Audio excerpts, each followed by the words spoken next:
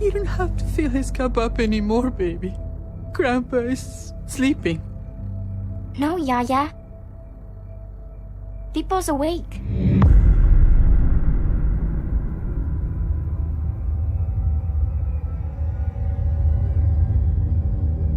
Hello everyone, hope you all are enjoying your day today. This is going to be a short video mainly because I really don't have much to say about this season. So that was a fucking lie. But that's probably my fault. I don't know what to feel about it. Anyways, I'll just get into the video and I'll tell you how I feel. I'm here to review the third season of The Walking Dead. Telltale's The Walking Dead, to be specific. Honestly, this one I've heard a lot of mixed things about it. I did remain unbiased in this one. I gave it the benefit of the doubt. And this is what I think of it. I didn't like it. I thought it was like filler in a TV show with the main character of the show taking a back seat. So anyways, before I start explaining what I didn't like about this season, I want to give some positives. The gameplay continues to improve with the focus of timing. The background graphics are an improvement to the first two games, but not with most of the player models. And what I mean by that is like any characters from season 2 don't look so good with this new graphic engine. Javier looks good. Gabe looks good. Fuck's sake. David looks good. But just like Kenny, Jane, and those flashbacks, Edith, they don't look so good. Clementine is a mix. I'm talking about visually. Talk to the characters in a bit. But anyways, the score was great as always. I always loved it.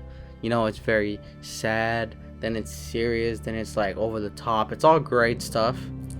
And I like Javier's character. He was charismatic, forgiving, caring, and regretted a lot of mistakes. You know, he had accountability. I really did care about him the whole way. I did like his relationship with David. It felt a lot more different than most brothers portrayed in video games or movies, so I like that. Now, there's a problem though. He shouldn't be the main character. Clementine also had her opportunity to shine, even though I think she should have been the main character. It feels very out of place with everything in the Walking Dead video game series, because, in my opinion, in this whole series, Clementine should be the main character. We follow her all the way from season 1, and we get to see her conclusion eventually in season 4, but this feels like a step back in quality and in storytelling. I'll explain why. However, I will admit though, I loved the first episode. The opening was great. It was cool to see how normal families experience the walkers. They call them the muertos, which is pretty cool. They also speak Spanish. I think they're Latinos. I don't want to be confused, but anyways, I speak Spanish too, so I understood everything they said. Anyways, the rest of the episode was good, especially the ending with Mariana getting shot by the New Frontier. Oops, should have put a spoiler warning. I'll do that later anyways. However, the game slowly begins to fall apart with so many flashbacks, decisions that don't matter, and annoying characters.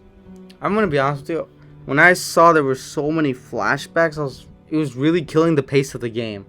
Sure, they were needed, but there were better ways of incorporating them into the story. I think we could have played as Clementine in the beginning, like the first episode, all the way, and then, like I call it, eventually meets up Javier, and then we get Javier's backstory. I feel like that's how it would have worked in my opinion, but, you know, that's just me.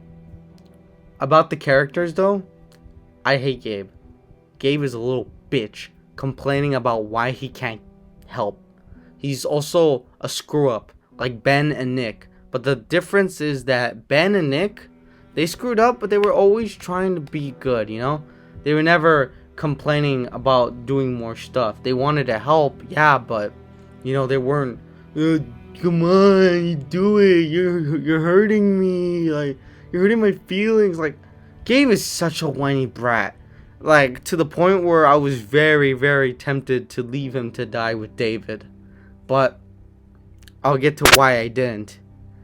I liked Kate at first, but she causes a lot more problems with me and David. She just always wanted to leave, even if it was dangerous, or leave Gabe alone. Like, damn, bitch, chill. Like, holy moly. Yeah, I picked her for my relationship because I thought it would improve and give me less problems with David. Oh boy, was I wrong. Caused tons of problems. That's why I went eventually when it came to the decision. I'm like, all right, I'm gonna try to repair my relationship with David and Gabe, and hopefully Gabe improves. And yeah, I think Gabe improved at the end. Too bad it's the end. Anyways, David has a huge anger issue, and no matter what I did, he always tried to fight me. But I can understand it. We did have good moments, and I always tried to get on a good side with him, because we're brothers. But I did eventually fight him because I was like, okay, David, you touched too many buttons of mine. And as the decision-wise in this game, it feel like it didn't matter. No matter what I did, no matter what I decided to choose, like a tense situation, eventually, if I save the character, the other character that I saved will still die eventually. So, may I ask, what's the point? And it doesn't feel like it's changed the narrative. Unlike in the first game, if you save Carly or if you save Doug, the game dramatically changes.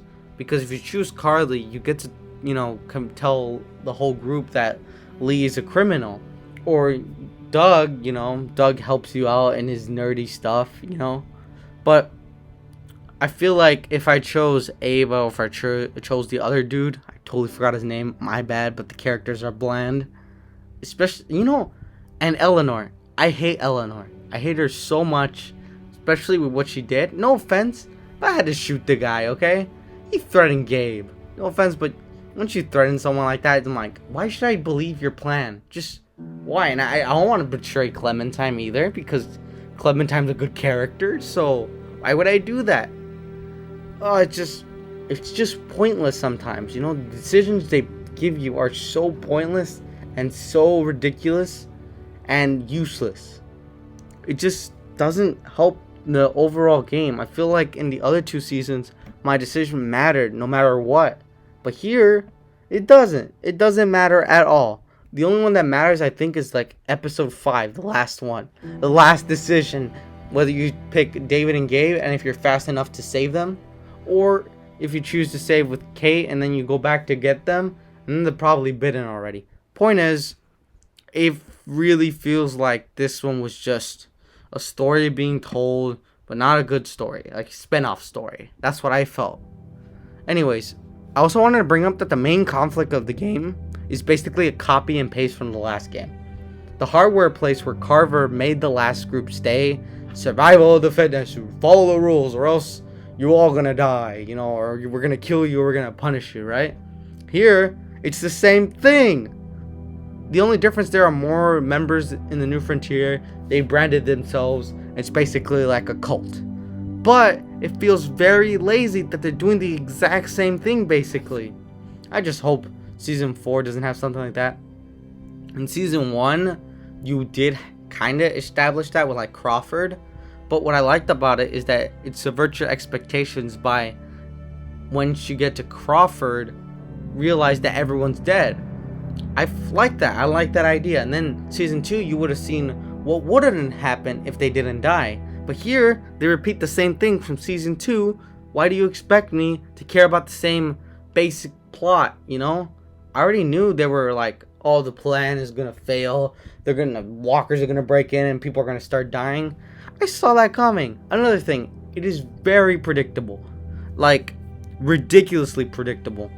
But it's not a bad game, okay? It's just filler. Felt very lazy. That's what I think of it. The ending also feels very rushed with not much being set up or feeling rewarded. Episode 1 is a 9 out of 10. Episode 2 is a 6 out of 10. Episode 3 is a 6 out of 10. Episode 4 is a 6 out of 10. Episode 5 is a 6 out of 10.